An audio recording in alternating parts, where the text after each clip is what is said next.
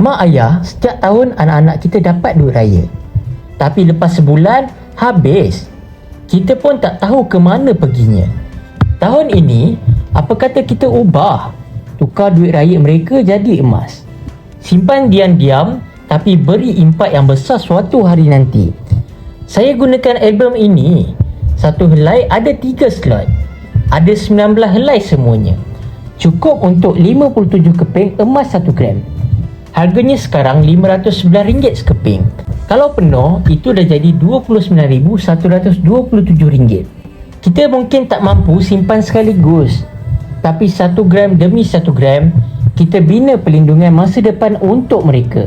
Bila mereka besar nanti, mereka akan tanya, mana duit raya saya dulu? Sebab mereka akan nampak suatu hari nanti.